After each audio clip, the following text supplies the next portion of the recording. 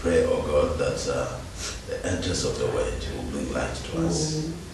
We have come because we know that it is through knowledge that the righteous are delivered. Your word has said that we shall know the truth, and the truth shall set us free.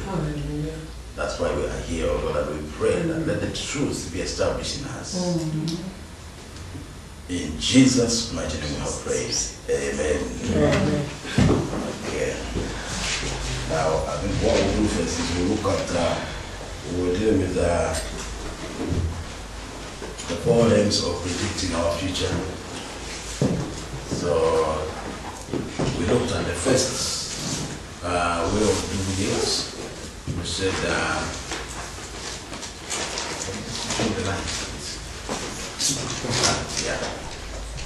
we said that the first realm is the realm of which is more like predictions, where you look into things and you predict the future. That one we said that it is on the border. It is almost like just wisdom. You find that most parents have it. They look at how the child is behaving, they can tell how the future is. So we said that is the first level of looking into the future. And we saw Jacob, how he used the first level. He would speak to Simeon and Reuben. Because of their actions, he was able to predict their future. We looked at Judah as well. Because of his actions, Jacob was able to say that the scepter of kingship will not depart from you. So those are that one is the first level of looking into the future. We looked at the second level of looking into the future, which is through visions and dreams. Then we looked at the third level, which was God speaking to you face to face. And I said that there is the fourth level, which what covenant people could not enter into. That's the one that we want to look at today. It is having the mind of Christ. Let us say having the mind of Christ. Having the mind of Christ. Having the mind of Christ is totally different from prophetic. This is where you just know all things. There is that realm for believers where you just know all things. You know, when we are saying it, it is almost impossible, isn't it? But that is a realm that is there for believers. That we can know all things and live the life of just knowing all things, knowing everything concerning your life. That's why God is able to tell us boldly that I will make you very great. Why? He knows if you can tap into that realm where you are knowing all things. Just imagine if you know all things. Can you fail in this life? No. And that realm is there for us as believers to tap into. So that's what we want to look at today, the mind of Christ. You know, when you reach that level, you start functioning like God. Hallelujah. Amen. We start thinking like God. We start seeing things like God, and we start predicting things like God. Let's look at 1 Corinthians chapter 2. 1 Corinthians chapter 2. Starting from verse 9.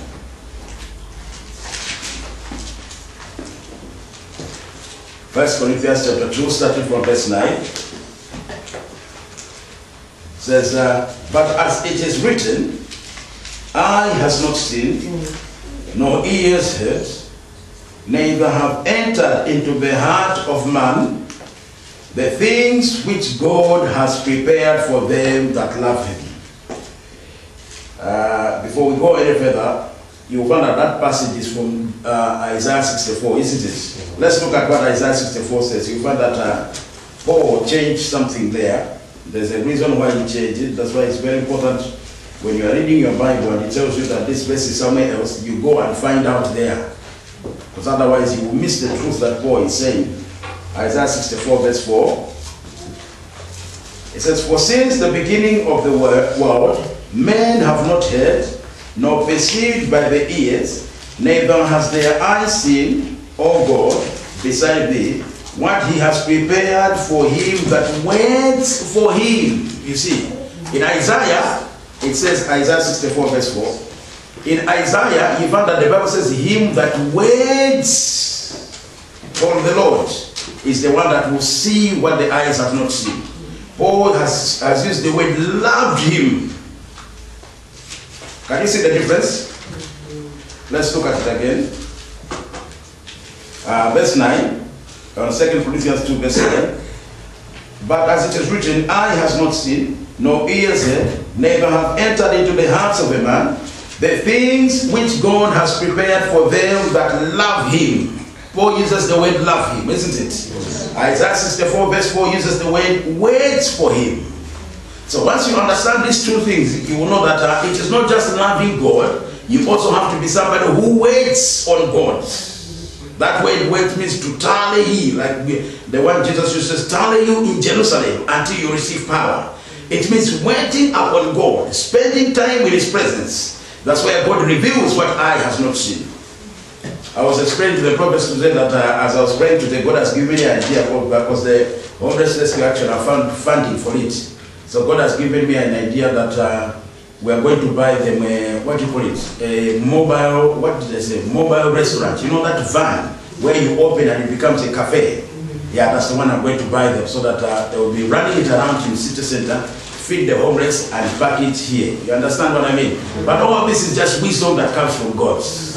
Hallelujah. Amen. I didn't see it. I know some people are doing it, but that's how God tells us things. From nowhere, today morning, God said, "I got funding for the homeless by these mobile vans, mobile restaurants." So, I don't want to go into the charity works anyway. But those things I'm going head on with them. You see all sorts of things happening.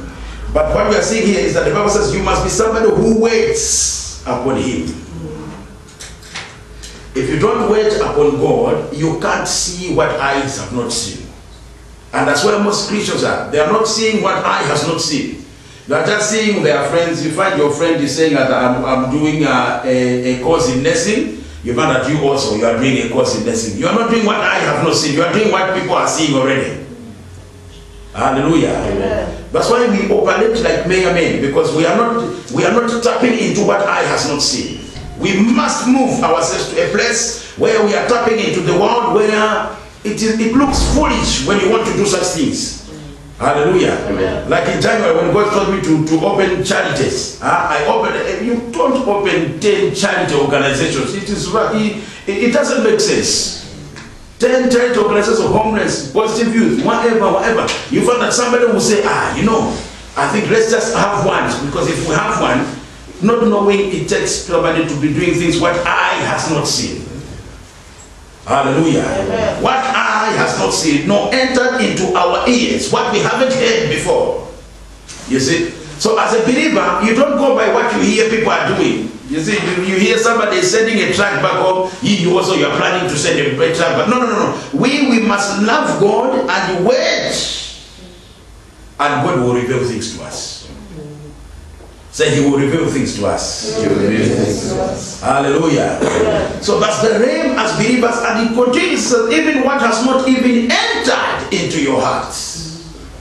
So this is a realm beyond our reasoning. It's a realm beyond our understanding. It takes the Holy Spirit to come to us and start revealing that higher dimension of living. Let's continue reading. Verse 10. But God has revealed them unto us by his Spirit. Say by his Spirit. By his Spirit. That's the key to the mind of Christ. The Holy Spirit must be fully functional in your lives. For the Spirit searches all things. Say all things. All things. See, that's the Holy Spirit. He searches all things. There is nothing that is hidden from the Holy Spirit. So it's very funny that a believer can have the Holy Spirit who knows all things in him, and then the believer doesn't know anything about his life. It is because we haven't known how to tap into what we have. Great things are in us already. Great things are in us. All it will take is us to be able to tap into what is in us. And the Bible is very clear. It is for those who wait. You must wait upon him. That's why, when you're telling people that sometimes I spend 6 hours in prayer, people are like, oh no, that's too much. Me, I don't like that kind of Christianity. It's because you're not tired with where you are. Hallelujah. Amen. Once you understand what the Bible has said about you, and it says if you wait upon him, you will start seeing things that people haven't seen, you'll find that you will do it. I always tell people that even if you didn't want it, but if that's the way to do it, you will just have to do it. Is that making sense to somebody? Yes. Let's continue reading this. For the Spirit searches all things, yes, the deep things of God. Let us say the deep things of God. The deep things of God. So when a person is in connection with the Holy Spirit, he starts telling you the depth of the wisdom of God. He starts revealing to you the depth of the knowledge of God. The deep things. Christians are operating on the shallow things. That's the problem. Well, the deep things, you find that when the Bible speaks of the deep things, these are things that when you are looking around, you can't see them. You understand what I mean? Because they are deep, they are inside. So until you find something that is able to go deep and draw those things out, and that's the Holy Spirit. That's the supernatural living. Where everybody says, this is impossible, you are saying, I have seen it. This is what will work in my life. That's why people have business ideas. We know that every believer, they have the same business ideas. Why? They are operating on the surface level. When you're operating on the depth of God, you'll find that your ideas of business. Today I was telling my sister, I was telling her, I said that China, you can order technology in China and open a shop in the market. That's how I think. Some of you, this is obvious. Everybody is on internet. Everybody knows that things in China are cheap. But you find that nobody dares to do that. All we are thinking is the shallow realms. That's where we want to operate. Well, there are higher names, but it takes people who knows how to be bored about things. I was telling my sister, I said that it doesn't matter if you lose 5,000 pounds because you took a wrong business. All that is important is you are doing something different. For a person to become great, you don't do exactly what everybody is doing. It's a mystery that somebody thinks he can do what everybody is doing and decide to become great. It can't happen. You must know how to differentiate yourself, how to find the depth of the things of God. And you say, this is what I'm going to do. And everybody say, it will fail. You say, no, it won't fail. Why? It's the Holy Spirit that has taught me to do it. Let's say the mind of Christ. The mind of Christ. That's the depth that a believer must be operating. We are looking at 1 Corinthians 2. We are on verse 12 now. 1 Corinthians 2, we are on verse 12. Let's continue reading it. Now we have received not the spirit of the world, but the Spirit which is of God, that we might know, say no, that we might know the things that are freely given to us by God. So the Bible is very clear. Whatever has been given to us by God, we are supposed to know it. Your future, is your future given by God? Yes. So you're supposed to know it. Is your present be given by God? So all things in our lives, according to scriptures, we are supposed to know them. But the key is the Holy Spirit.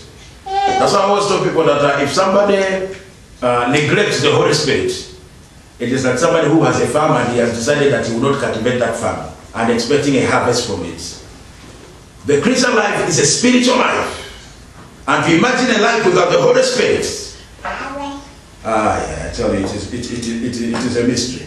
You can't tap into the supernatural without the Holy Spirit. Let's read it again, verse 12. Now we have received not the spirit of this world. Most believers are operating using the spirit of this world. They are using their five senses. How does the spirit of this world contact us? It comes through our five senses. They are using their five senses to decide what to do in this life. That's the spirit of the world. Hallelujah. You are watching TV and you find that on TV somebody says that he went to Saudi Arabia and he bought some suits, and those suits he made double the money. That's the world is telling you what people in the world are doing. Then you find a believer tomorrow he's planning to buy a ticket to go to Saudi Arabia, to buy suits also and start selling them. One, the spirit of this world is what is causing people to behave on a level of human beings. You must not use this, more especially an unbeliever giving me a business idea. That is an insult. An unbeliever giving a business idea. I don't know how people think about this God. How can you have the Holy Spirit who knows all things is with you? An unbeliever who doesn't know anything, he's living by chance and experiments. Then he comes and tells me a business idea. Say, you know what, my friend, nowadays the one that is working nowadays is in our country we call them Zibuduli. You know, nowadays it's sacks. If you send sacks, 1,000 sacks in Africa, they will sell so much. You with the Holy Spirit, you are tapping from the business of an unbeliever. Then you start also buying sacks around. Let's say even just charity shops.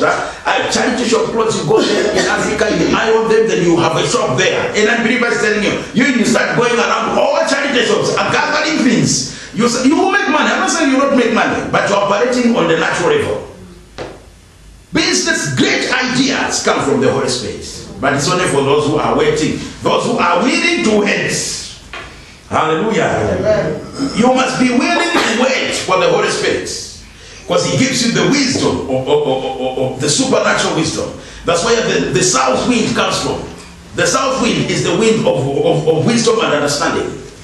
Hallelujah. It brings wisdom to you that the way you want to do things is totally different. Let's continue reading. That we might know the things that are freely given to us. Verse 13.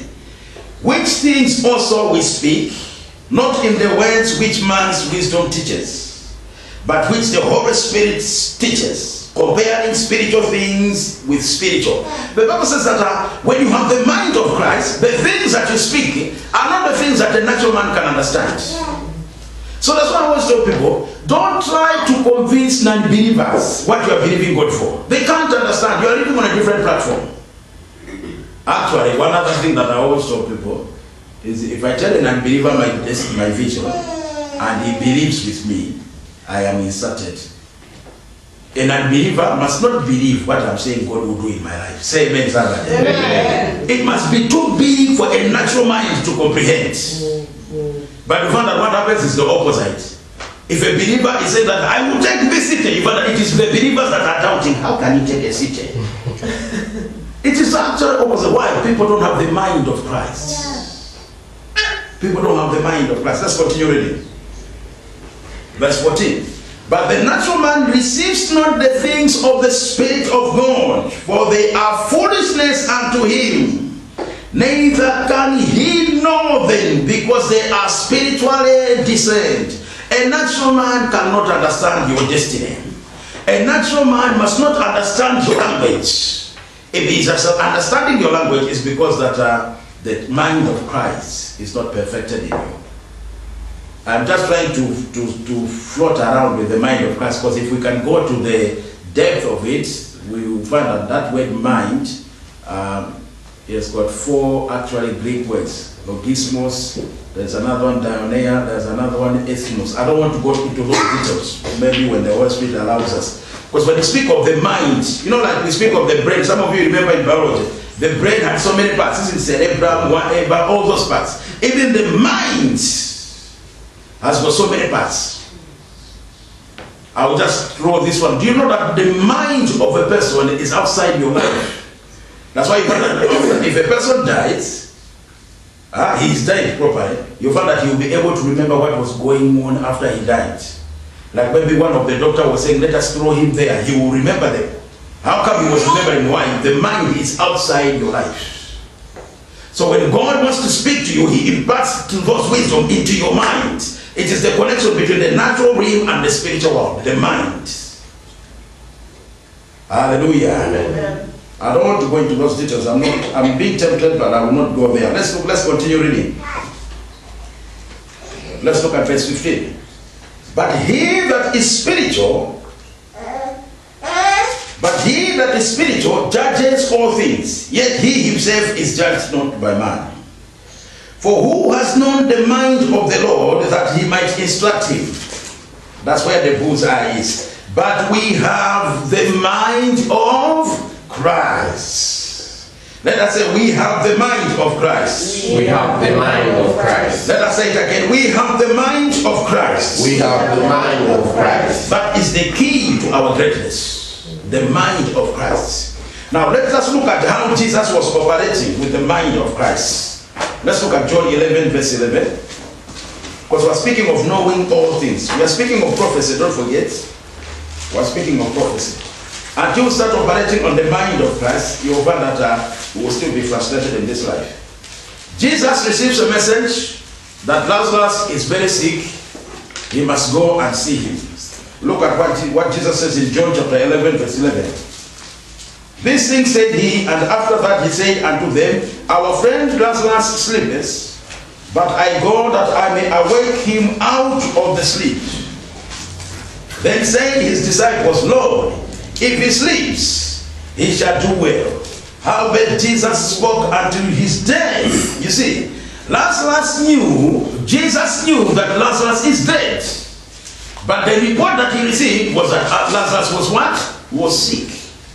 That's the mind of Christ. You know things that nobody else knows. That's what will bring us to an age where we can dominate in this world. Hallelujah. Yeah. Brothers, we will not just dominate because we love God. We will dominate when we grow in these areas. Is that making sense? Yes. We will not become rulers in this world just because you remember Daniel. Daniel, when the king had a dream, Daniel told his friends that let us go and pray. Why? They were tapping into the mind of Christ. They were tapping into the supernatural. Until you tap into the supernatural, you find that you become irrelevant. You can have your Bible around you and say, I have a God, but you are still irrelevant. But when you tap into that higher realm of the mind, can you imagine if the terrorists are about to hit United Kingdom, let's say in December this year? Me, when I go to number 10, I go to number 10 and I tell them, start preparing yourself. In Milton Keynes, the terrorists are coming. Wow. So no matter you find that you are the presidential advisor of security. The prime minister advisor of security is prophet so. I'm telling you, brothers, that's the mind of Christ. And that's what I was so annoyed. You know what happened a long time ago in London? What happened in London? No man of God knew about it. No, not even one. Then after it happens, one man of God comes on the pulpit. He says, I knew something was up. I said, stop it. Just don't speak things. Don't. You didn't know anything. If you knew, you would have said it long time ago. I knew that something was about to erupt in London. No, you didn't. From that time up to now, I don't listen to that pastor anymore, because I was very annoyed already that nobody has known that there will be an attack. And somebody now to come after an attack to say, I knew that something was going to happen. That to me, it was just too much. Hallelujah. Some of you are thinking, hey, Pastor, you take these things too far. I do. Because I don't like people hiding behind God. No. If we don't know it, just say we didn't know it. But brothers and sisters, we'll pray hard and next time we know it. Rather than just hiding around. Hallelujah. Amen. The mind of Christ, brothers, will make you become a dominant force in a community. Say amen, somebody. Amen. Jesus here says that Lazarus is dead. While everybody else of the disciples, the only name they had was that Lazarus is sick. Not knowing Jesus is tapping into the higher realms of knowledge. Let's look at another one. It's so many of them. Matthew chapter 9 verse 4. The reason I've put them down is so that when we say we have the mind of Christ, you must know what you are saying. What is the potential that is in you, the abilities that God has given you. The Bible says, and Jesus, knowing their thoughts, said, wherefore think you evil in your hearts? That's the mind of Christ. That's why even when I'm preaching, sometimes when you say such things, maybe it's not good. When I'm preaching, I can tell who is resisting the word. Not every time. I should be quite clear about it, isn't it? Not every time. You can tell who is rejecting actually even the word. Not every time. I want to be sure. So that next time you are rejecting the word, you shouldn't say, the pastor is saying me. No, not every time. But most of the times when I'm preaching, I can tell who is rejecting it. Hallelujah. Amen. It's not something that you want. It's not something that I go home, oh Lord, today I pray that as I preach, show me who is rejecting the word. No. When you're preaching, you just you have a perception in your subconscious. You receive things in your subconscious realm. Hallelujah. Amen. That's why I found that I can start a topic. Maybe I'll say, if a person never gives, never expect prosperity from God. But I want to go further. But I will sense that resistance. Instead of going further, you find that I have stopped there now. Then I'll start saying, Abraham became great because he was a giver. Whoever became great because he was a giver. Why? I am now dealing with arguments that are in somebody's mind. Hallelujah. Amen. So Jesus here, he says that wherefore think you evil in your heart, says, and And Jesus knowing their thoughts. Hallelujah. Amen. Jesus knew their thoughts. Very important. Hallelujah. Amen. We must tap into that realm where we know things that without human effort you cannot know them. Say amen, somebody. Amen. You can't. I think this would be very good for somebody who wants to get married to somebody. Hallelujah. That's why people marry wrong people. And afterwards they start praying about, oh Lord, what has happened to me? No, if you develop the mind of Christ, you could have known that this one is lying to me. This means I love you so much. He is saying, I love you too. While he's lying to you. And without the mind of Christ, you won't know he's lying to you. Until you get married and you put on the ring, you come back from the honeymoon, you find that he's raising his trousers. Now you are married. You say, hey, in this house, this is the way we do things. You say, I don't like that. You know the way you talk sometimes, you say, I don't like that part of it. Can you speak properly to me? How come when we were dating, this never came out? If you had the mind of Christ, you would have known that these ones are snakes, these ones. Let me run away from them. Hallelujah. Amen. Let us develop the mind of Christ. This life, we must not be doing experiments about it. We must know things. I remember one time I wanted to choose elders in Powerhouse. We were in the at Karai Business Center. Then one day, when I was about to choose them, Pastor Tibucha carried the oil. So I was about to anoint them. That was in my dream now. Then the oil broke. You know, these are the people I've already had a meeting with them that I'm about to choose elders here, whatever, and the oil broke. Then I just told them, I have changed my mind. But if you want to follow God, sometimes you have to be unpopular, isn't it? But the people understood. The good thing is the people understood. I explained to them. So what we are saying is that when you have the mind of Christ, He reveals the mystery. And sooner or later, it exposed what could have happened, isn't it? It exposed what could have happened. That's the mind of Christ. And you can't live on experiments, brothers. Even doing businesses, you can't live on experiments. You develop the mind of Christ. You found that everybody saying that this business makes money. You are saying, no, me, I'm not doing it. Why? You are perceiving things in your subconscious. They found that it makes double pay. You know, some people, they are very narrow-minded. They only do that. You know, like this, I'll be nice. Don't think I'm not being nice. I will be nice. Believe me, I'm being nice.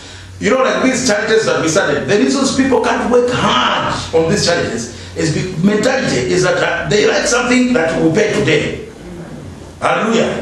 This charities, me, I know it is an empire. I mean, a big empire. But it might take maybe 5 years.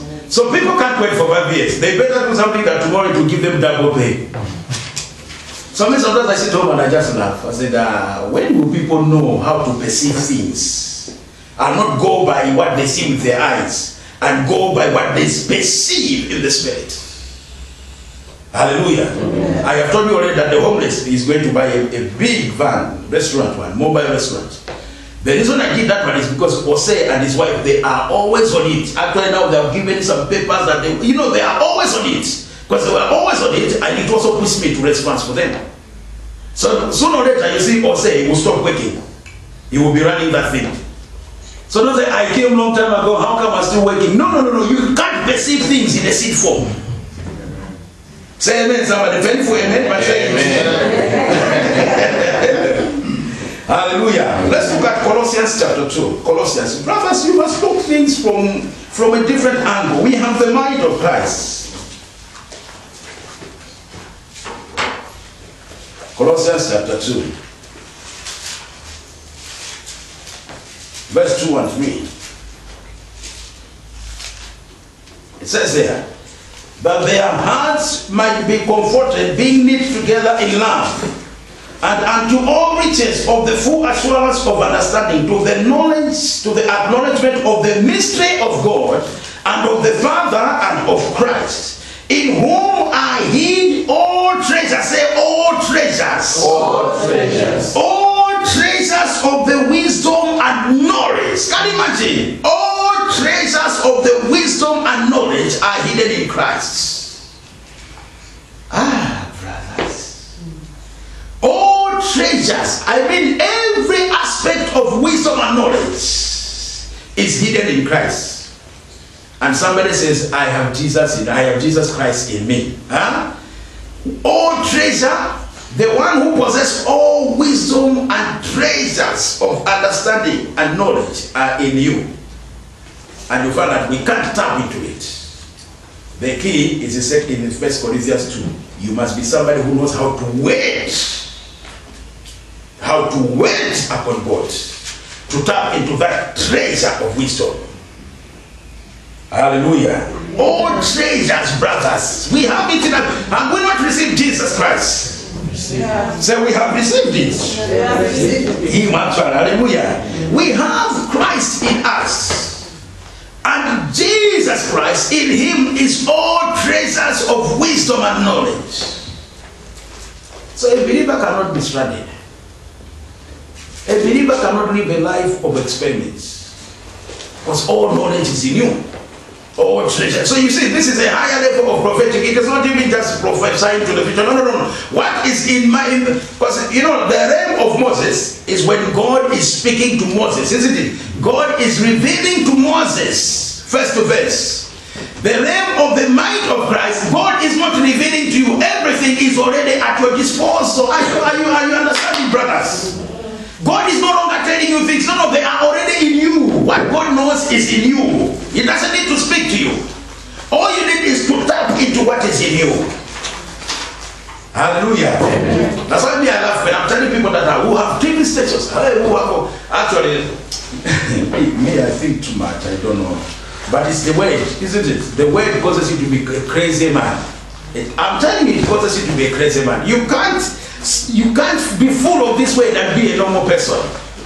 Today I was just thinking, I'm not saying God was telling me, I was just thinking when in the bus with the prophetess and with them, I was just thinking in the bus, I said, you know, even if we have trains, you know, the trains, you know, the London to Leeds trains, powerhouse trains, I don't see anything wrong. I'm not saying God was telling me. I was saying, I don't see anything wrong about this. That's how you take over. Me, I have decided we are taking over. I don't care how people look at things. I know you have seen so many believers, so many pastors that are always begging. Me, I will take over without begging. Amen. The mind of Christ is in us.